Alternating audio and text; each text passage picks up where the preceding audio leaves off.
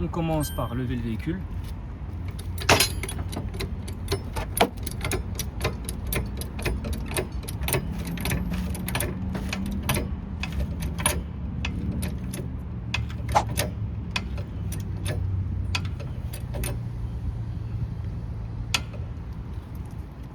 Ensuite, on retire ça.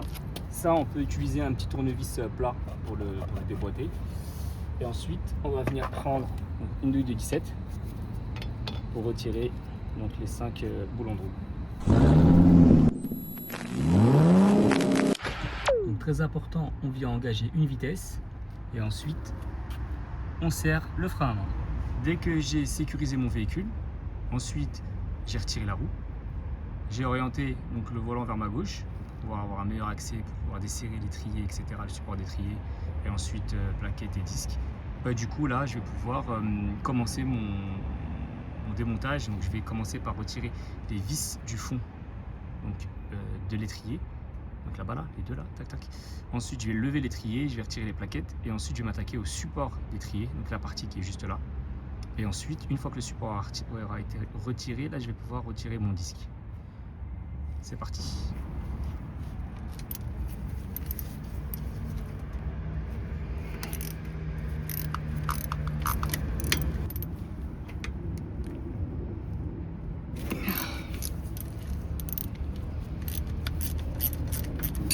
Ça faisait un peu desserré. Là, je vais venir faire quoi? Mettre un gros tournevis plat ici, faire appui pour pouvoir repousser mon piston.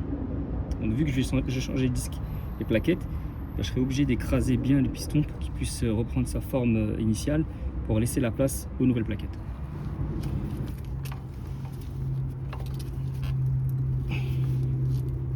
Normalement, ça appuie pas sur le disque, mais vu que là, le disque, je vais le changer, je m'en fous. Donc, du coup, je peux m'appuyer dessus. Une fois que j'ai retiré donc mes deux vis, là, on va devoir passer à la partie du capteur d'usure des plaquettes. Donc là, si je suis le chemin, il va jusqu'à ici. Donc là, je vais venir le déconnecter de là. Je vais le pousser pour sortir. Il est coincé ici. Hop. Une fois que je l'ai sorti, bah là, je vais pouvoir le déconnecter. Juste là. Hop. Une fois que c'est fait, je vais pouvoir lever mon étrier et venir le coincer là-haut, qui ne tombe pas. Et faites attention à l'arrivée du flexible de liquide de frein. Donc là, je peux virer mes plaquettes. Hop. Hop. Et hop. Pour retirer les deux vis du disque, très simple, vous allez venir ici glisser un tournevis. Hop, pour pas que le disque tourne. Et ensuite, on va s'enfoncer ou pas? Voilà. Ensuite, vous allez venir ici prendre un cliquet.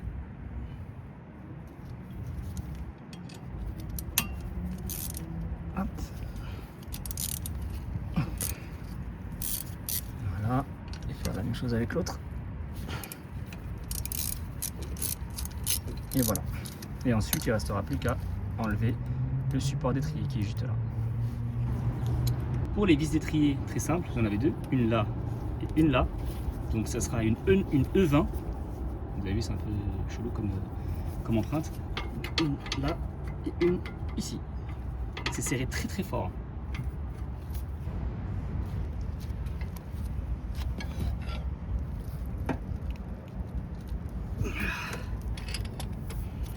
N'hésitez pas à mettre de la rallonge parce que c'est serré super fort.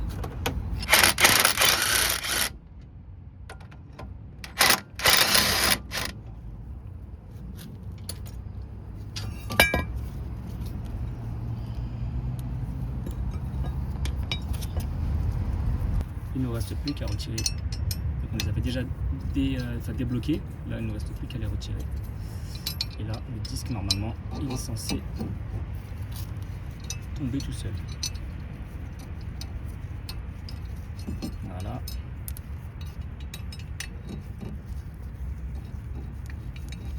Et voilà. Si jamais il bloque, n'hésitez pas à mettre des coups de marteau sur les côtés et le disque tombera tout seul. Avec du dégrippant, bien sûr. On passe à la partie nettoyage. Je continue avec du faux papier.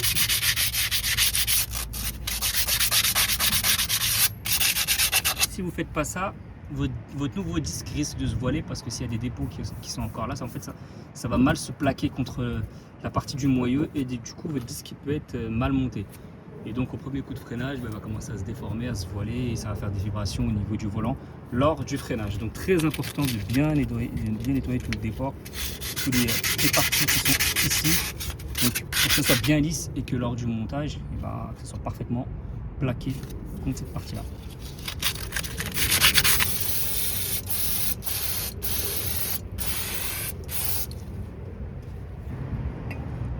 Une fois le nettoyage fait, on a bien tout gratté, tout nettoyé nickel, on va venir poser le nouveau disque.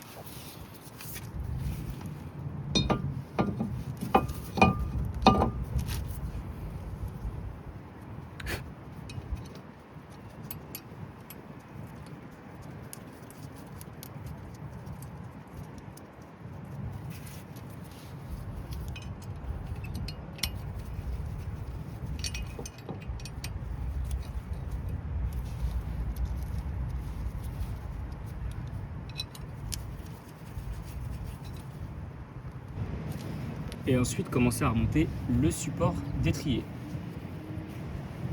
Alors pour info, j'ai passé également un petit coup sur ces parties-là. Je sais pas si vous voyez là. Donc très important, je les ai bien nettoyés. La partie du dessus c'est pareil. Et ensuite profitez-en à nettoyer les petites colonnettes. Donc, je vous avais déjà expliqué dans d'autres vidéos comment les sortir et les nettoyer. Donc vous les dégrafez ici, là, vous les enlevez ici, au niveau de là, et vous graissez l'intérieur et vous les remontez à l'intérieur. Idem pour celle-là. Je viens de remettre mon support d'étrier qui est juste là. Ensuite, je vais venir resserrer mes deux vis comme tout à l'heure.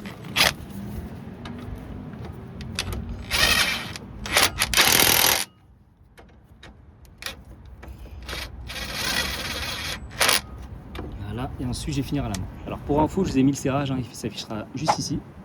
Donc serrez ça bien fort et puis voilà. Donc, il y en a beaucoup qui mettent du frappilé, hein, parce que ça reste un élément de sécurité. Donc si vous en avez, n'hésitez pas à en mettre une petite goutte et remettre la vis correctement et serrer au couple prescrit.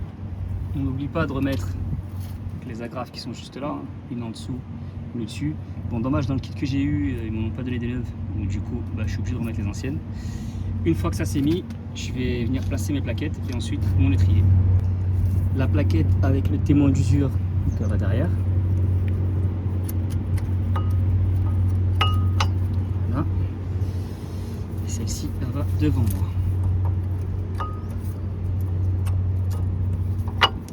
Voilà.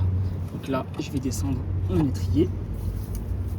Donc je fais attention à bien faire passer mon capteur d'usure, fil de mon capteur d'usure à l'intérieur, comme ça. Je fais attention à ne pas le casser.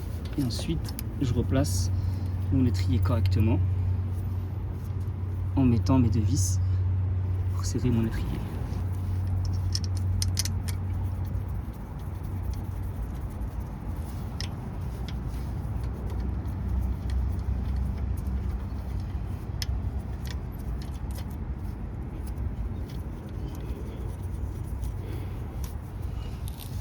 Ensuite, pour le petit fil, il y en a un qui passe, enfin il y a la partie qui est juste là pour faire la purge, il se met à l'intérieur, il se fait verrouiller dedans. Ensuite on continue, il y a une partie ici où il vient se bloquer là, hop. Ensuite il vient se mettre à l'intérieur. Vous avez vu, c'est très simple, c'est juste un fil et dès qu'il est coupé en deux, du coup ça remonte directement un défaut au tableau de bord. C'est très archaïque, très simple et ça fonctionne très bien. Donc on l'enfonce bien ici derrière et c'est ok. Il reste plus qu'à serrer les deux ici. Je me munis de ma 17 comme d'hab et de ma 13.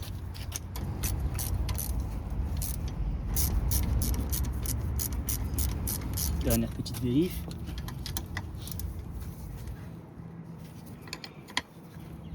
Hop là, bien serré.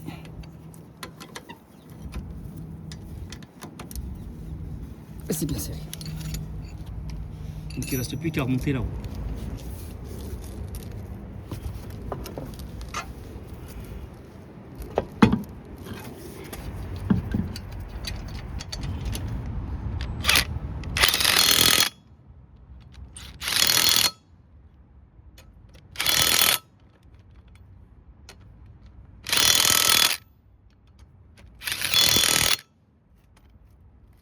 Il ne reste plus qu'à contrôler avec la clé dynamo et ensuite on remettra le cache et on pourra descendre le véhicule.